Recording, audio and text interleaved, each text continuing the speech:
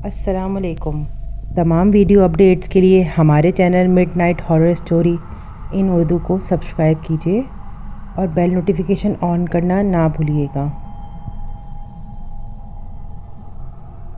तो आइए सुनते हैं डर की ये खौफनाक कहानी। मेरा नाम जुल्फ़िकार है। मैं अभी इंटर में ही था कि मेरे वालिदैन मुझे दुनिया में अकेला छोड़कर चले गए। मेरा इस दुनिया में वालिदैन के सिवा कोई ना था सिवाय एक कॉलेज के साथी के, मेरा दोस्त हसन, जो कि बहुत डरपोक था, जबकि मैं जिन भूत की हकीकत से आशना ना था और इन्हीं बातों को मैं हंसी मजाक में उड़ा देता था। वालिदैन के जाते ही मुझे कमाने का ख्याल आया। एक दिन हसन ने मुझे कहा, रेलवे स्टेशन के करीब ढाबा है, वहाँ काम मिला है और रिहाइश भी वहीं है। अगर काम करना चाहते हो तो शाम को तैयार रहना। मैंने हसन की शक्ल देखी और दिल दिल में मुस्कुराने लगा। मेरे मुस्कुराने की एक बड़ी वजह ये थी कि मुझे मालूम था हसन डरपोक है। वो मुझे अपने साथ सिर्फ अपने लिए ही ले जा रहा है, क्योंकि जिस स्टेशन के करीब ढाबा मौजूद था उसकी दीवार के पार एक बहुत पुराना कब्रिस्तान था। शाम 7 बजते ही हम दोनों ढाबे के करीब पहुँचे तो ढाबे के मालिक ने कहा, काम पे लग जाओ, हमें रात 12 बजे से पहले ये ढाबा बंद कर देना है, वरना वो मखलूक आ जाती है। हसन शायद मालिक की बात को समझ गया था, मगर मैं समझ ही नहीं पा रहा था कि कौन मखलूक आ जाती है। खैर, रोज़ रात को हम दोनों 12 बजे से पहले ढाबा बंद कर देते थे और मालिक 1 घंटा पहले ही अपने घर चला जाता था। एक रात काम करने में देर हो गई थी और उस दिन ढाबे का मालिक 1 घंटा पहले ही घर चला गया था। मैं और हसन दोनों ही ढाबे की सफाई कर रहे थे कि वक्त का अंदाज़ा ही ना हुआ कि क्या हो गया है कि अचानक एक शख्स हमें दूर से आता हुआ नज़र आया और ढाबे पर आके कहने लगा, भाई साहब, खाने को कुछ मिलेगा? मैंने कहा, नहीं भाई, ढाबा तो अब बंद हो गया है। इस शख्स के बार बार इशारा करने पर मुझे उस पर तर्स आ गया।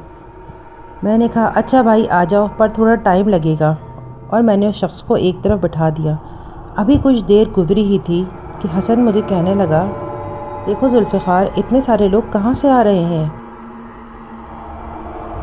खैर, मैंने और हसन ने जल्दी जल्दी खाना बनाया और उन लोगों को दिया। अभी कुछ देर गुजरी ही थी कि हसन मेरे पास भागता हुआ आया और कहने लगा, जुल्फ़िकार, क्या तुमने इनकी शक्लें देखी हैं? मैंने कहा, नहीं, मैं तो काम में मसरूफ़ हूँ। हसन ने कहा, ज़रा इनकी शक्लें तो देखो।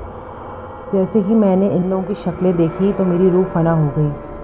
कुछ लोगों के चेहरे के हिस्से से गोश्त गायब था, कुछ लोगों के पैर की हड्डी टूटी हुई थी, कुछ का हाथ गायब था, कुछ लोगों के चेहरे जले हुए थे। ये सब देख के खौफ के आलम में मैं और हसन भागते हुए स्टेशन मास्टर के पास गए।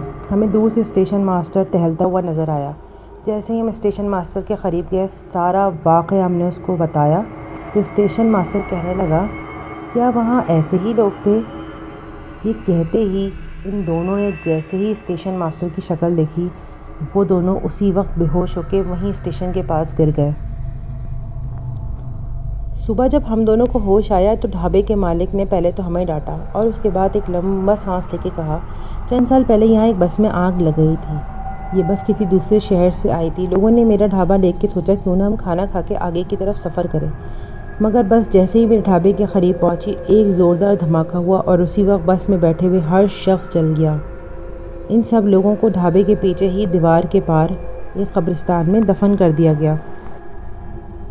बड़े बुजुर्गों का कहना है कि ये लोग रात में 12 बजे के बाद खाना खाने की तलाश में बाहर निकलते हैं। चूँकि तुम्हारा ढाबा करीब है, इसलिए वो सबसे पहले तुम्हारे ढाबे पर आते हैं। तो इसलिए मुझे किसी बुजुर्ग ने कहा था कि बेटा, कोशिश करना कि रात 12 बजे से पहले अपना ढाबा बंद कर दिया करो।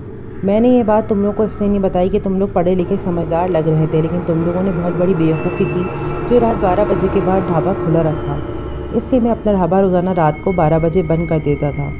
मैंने सुना था कि इस कब्रिस्तान में जो भी मौजूद है या इस कब्रिस्तान में जो भी शख्स तदफीन किया जाता है, जिसकी भी तदफीन की जाती है, वो रोज़ाना रात के 12 बजे के बाद खाने की तलाश में निकलते हैं। मैं नहीं चाहता था कि तुम लोग काम छोड़कर भाग जाओ, बस इसीलिए मैंने तुम लोगों को ये कहा कि रात 12 बजे से पहले ढाबा बंद कर देना। आज इस बात को गुजरे कई साल हो चुके हैं। मैं बहुत बूढ़ा हो गया हूँ, लेकिन आज भी मैं उस ढाबे पे काम करता हूँ। लेकिन रात के 12 बजे से ही मैं सोचता हूँ कहीं वो मखलूक मुझे दोबारा नज़र ना आ जाए।